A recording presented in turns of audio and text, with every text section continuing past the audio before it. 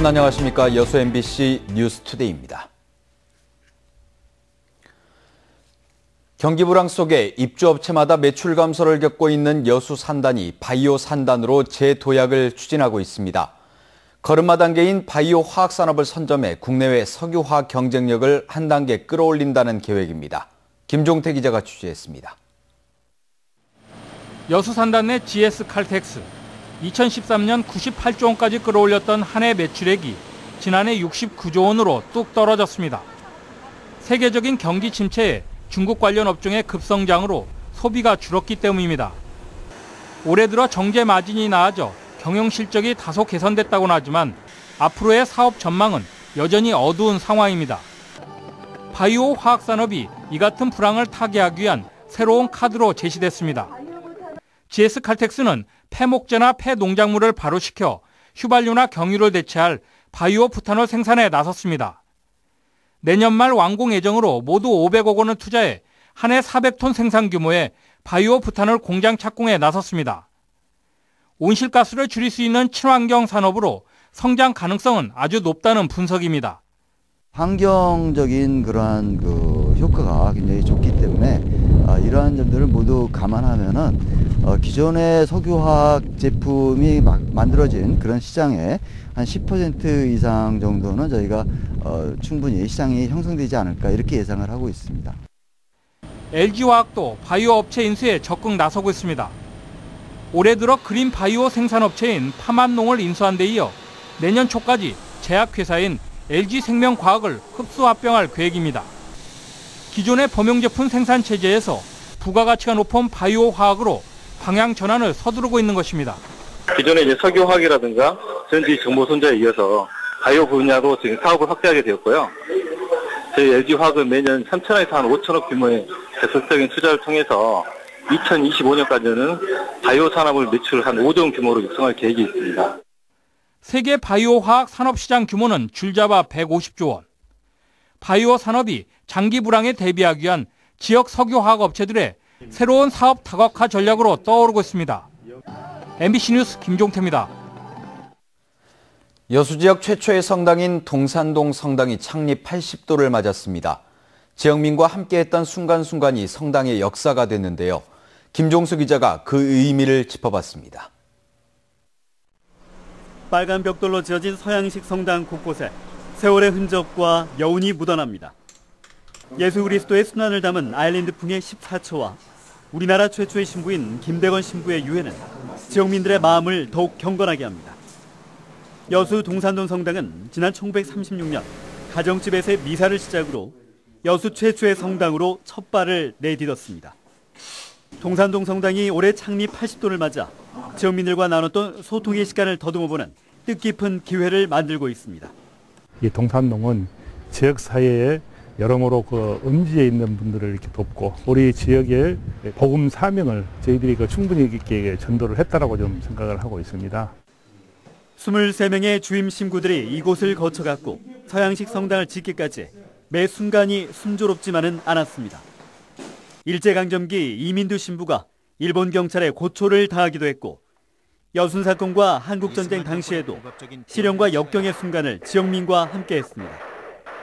특히 유난히 힘들었던 보릿고개 시절엔 지역민을 위해 몸을 낮춰 구호 활동을 펼쳤고 교우들은 이 순간들을 모두 생생하게 기억하고 있습니다. 경기가 말도 못하게 나빴지요. 밀가리로 이제 다 외국 신부님이 다 논아서 다 먹였지요. 이제 그렇게 큰 역할을 했어요, 하여튼. 시각장애인과 노인들을 위한 편한 쉼터를 운영하면서 지금까지 받은 사랑을 지역에 돌려주는 역할도 게을리하지 않았습니다. 사람의 나이로 8순이 된 동산동 성당. 그동안의 역사와 경험을 바탕으로 이제는 종교시설의 의미를 넘어 화합과 소통의 중심으로 거듭나고 있습니다. MBC 뉴스 김종수입니다. 여수 동산동 성당에서 오늘 천주교 복음선교 80주년 기념 행사가 열립니다. 천주교 광주 대교구는 오늘 오전 10시 30분 여수 동산동 성당에서 지역 주민과 교우 등이 참석한 가운데 김희중 대주교가 집전하는 성당 건립 80돌 기념 미사와 함께 나눔단체와 초청음악회 등 기념 행사를 갖는다고 밝혔습니다. 여수 동산동 성당은 지난 1936년 건립된 여수 지역 최초의 성당으로 현재는 노인 복지시설인 에리고의 집 등 지역의 소외계층을 위한 다양한 사회복지시설도 운영하고 있습니다. 순천만 국가정원 산업디자인전이 17일 동안의 일정으로 어제 막을 올렸습니다. 순천만 국가정원 산업디자인전은 정원 함께 일구는 미래란 주제로 오는 16일까지 17일 동안 국가정원과 도심일원에서 정원 리뉴얼, 한평정원 페스티벌, 정원산업 전시 판매 등 다양한 프로그램으로 개최됩니다. 순천시는 이번 행사가 대한민국 제1호 국가정원 품격에 맞는 유무형의 자산으로 남고 정원 6차 산업화의 발전 방향을 제시하는 의미 있는 자리가 될 것으로 기대하고 있습니다. 순천만 습지가 올해 전 세계 지속가능한 생태 관광지 100선에 선정됐습니다. 순천만 습지는 국가정원 지정과 탄소 저감 노력, 주민 참여를 통한 생물 서식지 보전과 복원, 동천하구 람사르 습지 확대 등에서 높은 점수를 받았으며 지난달 27일 슬로베니아 르블라냐에서 선정 결과와 함께 인증서를 받았습니다. 유럽연합 EU 산하의 공공조직인 그린 데스티네이션은 지난 2014년부터 세계적인 생태관광지 100곳을 선정해 발표하고 있습니다. 순천시는 순천만 습지가 세계적인 명소로 인정받았다며 지속가능한 생태관광 정책을 통해 아시아 생태 문화수도로 도약하는 계기를 마련했다고 평가했습니다. 지방의회 여기저기에서 잡음과 볼썽사나운 장면이 연출되고 있습니다. 갑질 논란을 일으키는가 하면 의원들끼리 몸싸움을 하기도 하고 과연 주민들을 위한 건지 묻지 않을 수 없습니다. 양현승 기자입니다. 의사 일정 도중 군 의원이 군청 과장에게 물병과 물컵을 던지는 일이 발생한 신안군 의회입니다. 본회의 시작을 30분 앞두고 화가 난 공무원들이 모였습니다. 지방의원이 공무원에게 보인 폭력적 행위를 갑질로 규정하고 공개 사과를 촉구했습니다. 지역 발전을 위해서 일하는 일꾼이라는 것을 망각하지 말고 자세를 낮춰 신안군의회 의장을 만나 의회 차원의 대응과 재발 방지 약속을 요구했습니다. 각자 자기 지역에서 민의의 대변자로 지역 국민들의 선택을 받고 왔는데 우리가 여기서 뭐 의장이나 해서 이분들한테 회의 석상에서 이렇게 해라 저렇게 해라 지시 내린 것은 아니지 않습니까? 네. 문제를 일으켰던 신안군 의원은 하루 만에 본회의장에서 머리를 숙였습니다. 국민 여러분들과 동료 의원 여러분 그리고 700여 신안군 공직자 여러분께 진심으로 사과의 말씀을 드립니다. 한편 여수시의회는 본회의장에서 의원들의 몸싸움이 발생한 데 이어 여성 의원 성추행 의혹까지 불거졌습니다. 지난 7월 후반기 의장단 구성과 관련해 곳곳에서 불거졌던 금품 살포 의혹에 중앙당 개입 논란까지 온갖 잡음에 지방의회가 바람잘 날 없습니다. MBC 뉴스 양현승입니다. 100일 된 영아를 때려서 혼수 상태에 빠지게 한 아버지, 또 4살 된 조카를 숨지게 한 이모. 이 같은 심각한 아동학대에 대한 관심을 촉구하는 캠페인이 시작돼 눈길을 끌고 있습니다. 이미지 뉴스 리포터입니다. 잔뜩 찌푸린 표정의 아이. 볼에는 눈물이 흐르고 있습니다. 무릎을 꿇고 있는 아이의 눈은 두려움으로 가득합니다. 학대받는 아이들의 고통을 알리기 위해 제작된 마네킹들입니다.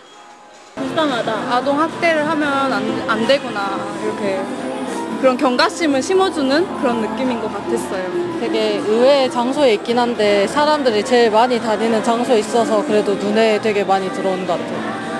이곳에 설치된 피해 아동 마네킹은 모두 8개인데요. 이렇게 실제 아동과 똑같은 크기로 제작했습니다. 옆에는 시민들에게 공모한 표어를 설치해 아동학대의 심각성을 알렸습니다. 전국의 아동학대 건수는 11,700여 건으로 5년 전보다 2배 가까이 늘었습니다. 신고되지 않은 아동학대까지 포함하면 실제는 훨씬 많을 것으로 추산됩니다. 하지만 아동인구 1000명당 학대 신고는 1.3건에 불과했고 특히 광주 전남 지역은 학대 신고가 다른 지역에 비해 활발하지 않았습니다. 아동학대는 대부분 친부모에 의해 가정에서 이루어지는 만큼 발견되기 어려워 이웃 목격자나 복지 공무원 같은 신고 의무자 등 제3자의 관심과 관찰이 필요합니다. 대부분이 주변의 신고, 이웃들에 대한 관심에서 비롯되기 때문에 내 주변에 혹시 학대받는 아동이 있지는 않는지 적극적인 관심과 신고가 필요한 상황입니다. 광주 충장축제를 맞아 첫 선을 보인 이 마네킹들은 야구장과 카페, 기차역 등 좀 더 많은 사람들이 볼 수 있는 곳에 전시될 예정입니다. 아이들의 눈물을 외면하지 않는 것만으로도 아동학대를 예방하는 데 실질적인 도움을 줄 수 있습니다. MBC 뉴스 이미지입니다. 올해로 17회째를 맞은 광양 전어축제가 내일까지 광양 망덕포구에서 진행됩니다. 별에는 밤, 가을 전어의 향연을 주제로 열리는 이번 축제에서는 게이트볼 대회와 전어잡이 소리 시연이 열리는 등 중장년층을 주 대상으로 특화된 다양한 행사들이 이어집니다. 축제 추진위원회는 관광객들을 위한 맞춤형 축제로 차별화했다며 섬진강의 가을 향연에 시민과 관광객들의 많은 참석을 당부했습니다.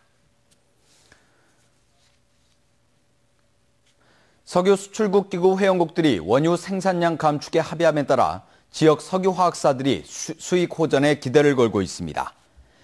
여수산단 내 GS칼텍스는 최근 오펙 회원국들이 하루 원유 생산량을 75만 배럴 정도 줄일 것을 합의함에 따라 당분간 유류 공급 감소로 국내 유가가 인상될 것으로 보여 수익이 호전될 것으로 기대하고 있습니다. 여수산단 내 다른 석유화학 업체도 유가가 오르면 석유화학 제품 가격이 동반 상승해 마진이 커지는 만큼 긍정적인 영향을 미칠 것으로 보고 향후 동향에 촉각을 곤두세우고 있습니다.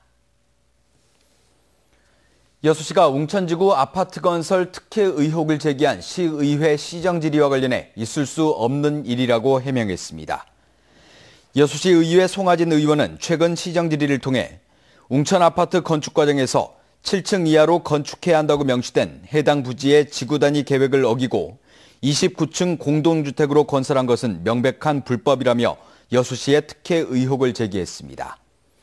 여수시는 이에 대해 해당 부지의 입지 여건이 열악해 투자 유치가 곤란한 상황에서 층수를 7층에서 29층 이하로 상향 조정하고 용적률 변경 없이 건폐율도 축소해 적법함 절차에 의해 허가를 내줬다며 특혜 의혹을 일축했습니다.